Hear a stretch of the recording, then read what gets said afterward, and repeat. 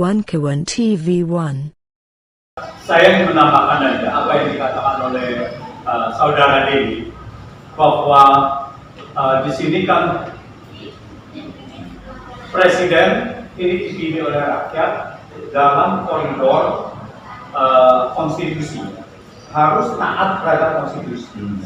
Nah, ini yang membuat guidance dari pengelolaan negara kita berikut dengan DPR, ya, harus berpegang semua pada itu. Nah, yang tadi terhadap penyalahan negara terhadap konstitusi, taat konstitusi itu adalah melanggar konstitusi di dalam Undang-Undang Pemilu yang 160 pasal 169 ayat B di dalam penjelasannya, yaitu kriteria presiden adalah tidak pernah berkhianat terhadap negara. Jadi itu kriterianya, tidak boleh berkhianat terhadap negara. Apa yang dimaksud dengan berkhianat kepada negara? Salah satunya adalah tidak pernah melanggar konstitusi. Nah, kalau melanggar konstitusi artinya berkhianat. Nah, kalau melanggar konstitusi artinya sudah tidak memenuhi kriteria sebagai presiden lagi. Nah, ini yang maksudnya adalah sebetulnya setelah itu, ya karena dia sudah tidak memenuhi syarat sebagai kriteria presiden, maka itu dapat diberhentikan. Nah, dimaksudkan itu adalah cuma kata-kata dari impeachment, ya, bahwa presiden itu di-impeach, gitu, artinya diberhentikan. Kalau di bahasa Indonesia, karena mungkin Prof dimaksudkan, gitu ya, bukan itu saja. Nah, sekarang kalau kita lihat, apakah benar bahwa presiden itu sudah melanggar konstitusi? Menurut saudara Denny Indrayana, Prof. Denny Indrayana, diuraikan bahwa itu sudah memenuhi persyaratan, sudah memenuhi pelanggaran-pelanggaran konstitusi. Bahwa DPR tidak memproses, itu bukan berarti tidak melanggar konstitusi. Itu yang ditegaskan oleh Prof. Denny Indrayana. Nah, untuk hal itu saya sepakat.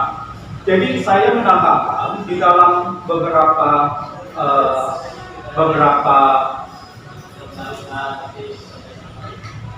kebijakan-kebijakan yang diambil oleh Presiden Jokowi, yaitu terindikasi saya melihat bahwa ini juga sudah jelas melanggar. Contohnya adalah saya mulai dengan yang terakhir aja, yaitu Perpu Cipta Kerja. Nah, Perpu Cipta Kerja ini adalah namanya Perpu itu dikeluarkan kalau ada kegentingan memaksa. Nah, di mana kegentingan memaksa? Ini seolah-olah ada katanya krisis ekonomi global, lalu diberikan dikeluarkan. Tapi krisis ekonomi global itu bagaimana yang bisa dikeluarkan sebagai Perpu? Apakah cuma resesi? Kalau resesi saja itu ya gimana pun sudah biasa, itu resesi, 2 quarter turun lalu kemudian naik lagi, itu sudah biasa. Nah, sebelum itu Undang-Undang Cipta Kerja itu sudah dinyatakan ini konstitusional. Jadi sudah melanggar konstitusi itu oleh MK, gitu kan? Itu sudah ada pernyataannya dari MK. Inkonstitusional meskipun ada embel-embel bersyarat. Artinya kalau tidak dibenari itu inkonstitusional. Dan sampai sekarang tidak dibenari, ya, tidak ada dikoreksi, gitu. Dan yang ada dikeluarkan Perpu, maka Perpu Cipta Kerja harusnya adalah melanggar konstitusi. Tetapi sekali lagi DPR ini malah mengesahkan itu undang-undang meskipun pengesahannya juga terindikasi melanggar. Kenapa melanggar? Karena harusnya adalah Perpu itu disahkan di masa persidangan paripurna berikutnya. Tetapi berikutnya itu yaitu itu waktu kalau nggak salah 16 Januari tidak disahkan gitu. Setelah itu baru disahkan kemudian di Februari. itu pun sudah tertanda ini ada indikasi pelanggaran gitu. Terus kemudian ada konsep badan otorita sebagai kepala daerah IKN. Jelas ini melanggar konstitusi pasal 18 mengenai pemerintah daerah. Pemerintah daerah itu sudah dikatakan bahwa daerah itu terdiri dari provinsi dan provinsi terdiri dari kabupaten dan kota. Tidak ada badan otorita. Lalu kemudian kepala daerah provinsi disebut gubernur, kepala daerah kabupaten adalah bupati, dan kota adalah wali kota. Tidak ada badan otorita. Ini melanggar pasal 18 ayat 1, 2, 3, 4, 5, 6 itu dilanggar semua gitu kan. Kemudian kepala daerah itu dipilih secara demokratis. Nah, badan otorita diangkat gitu. Lalu katanya alasannya adalah ini adalah daerah khusus, kekhususan dari ibu kota. Ini melanggar. Kekhususan ibu kota adalah begini. Negara terdiri dari provinsi, provinsi terdiri dari kabupaten dan kota. Nah, kekhususan Jakarta, daerah khusus ibu kota, Jakarta itu provinsi tapi tidak ada kabupaten. Dan dipilih kabupaten di kepala daerahnya, yaitu kepala daerahnya administratif Jakarta Barat, Selatan, Timur, Utara, dan Pusat. Dan itu diangkat, itu daerah khususannya. Begitu juga dengan daerah khusus, daerah istimewa Jakarta. Istimewanya gimana? Gubernurnya tidak dipilih. Nah, itu tidak ada. Jadi bukannya berarti daerah khusus ibu kota, daerah khusus ibu kota itu lalu diambil daerahnya adalah menjadi sesuatu yang tidak ada di Undang-Undang Dasar. Nah, ini salah satu konsep yang melanggar dari pasal 18, 1, 2, 3 ayat 1, 2, 3, 4, 5, 6, 7 gitu.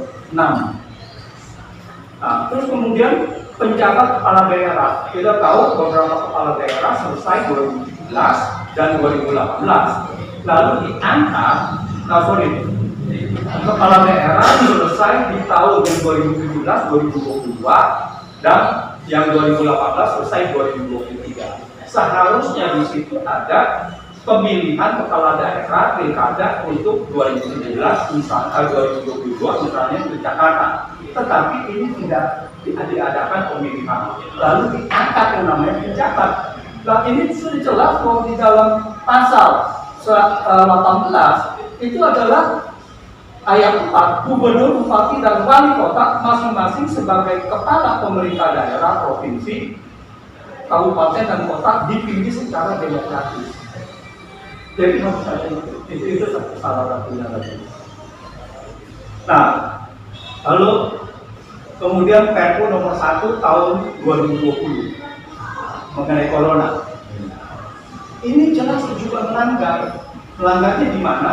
Melanggarnya itu dia Perpu ini mengamputasi wewenang dari DPR sebagai pembuat undang-undang untuk APBN.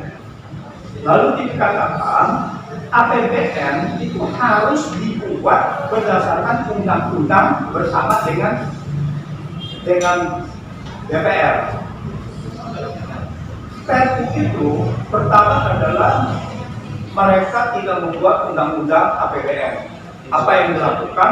Mereka menggunakan Perpres untuk APBN. Ini jelas melanggar. Perpres 54 dan kemudian dirubah menjadi Perpres 72 untuk tahun 2020, dan untuk 2022 Perpres 98 itu untuk perubahan APBN. Jelas ini melanggar. Itu. Lalu kemudian independensi dari Bank Indonesia. Undang-undang itu mewajibkan Bank Indonesia adalah independen, seperti KPK.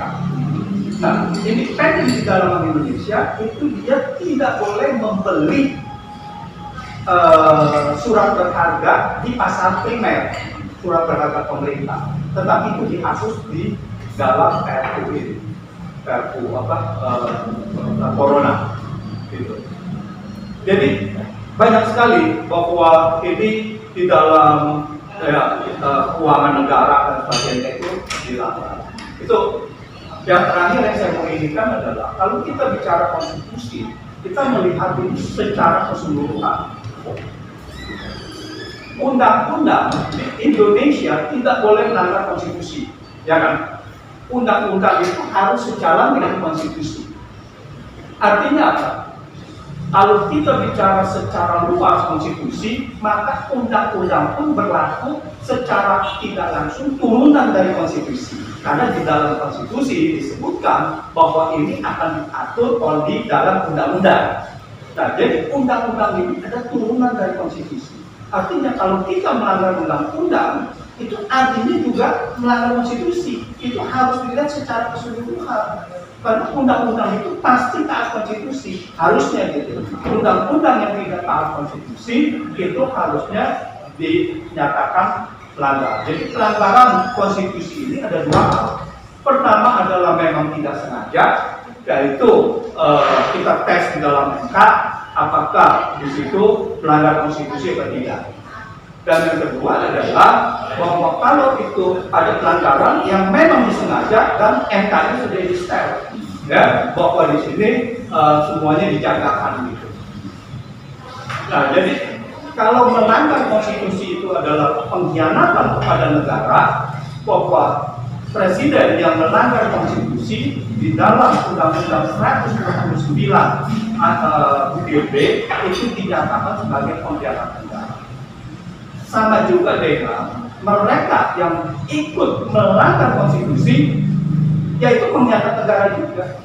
Jadi artinya kalau DPR ikut melanggar konstitusi, kalau Mahkamah Konstitusi ikut melanggar konstitusi, menurut saya harusnya ini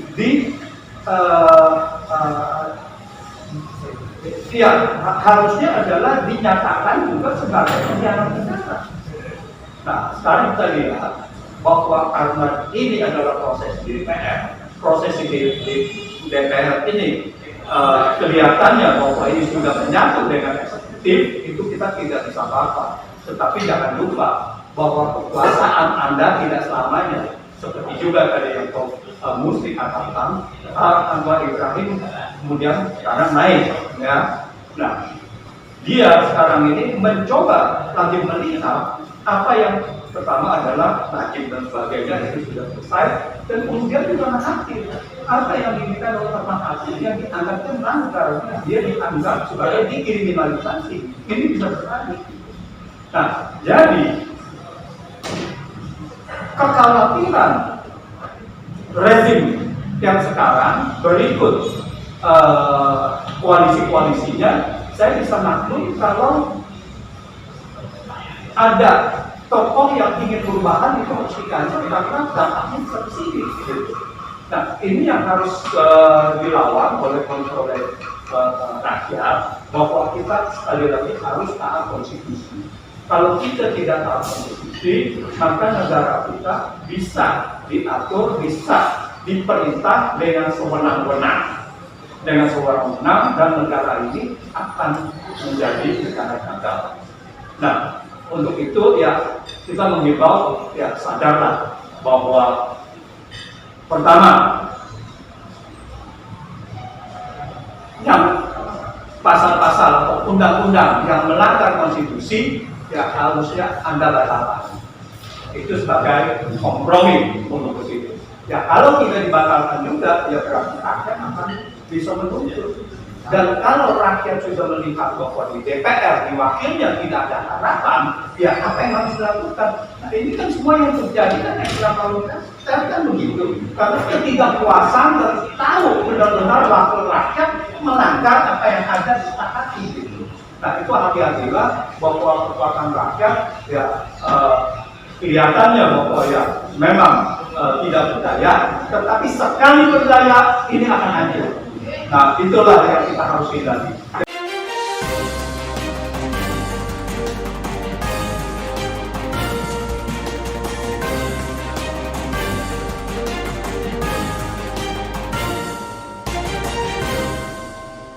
One Kawan TV 1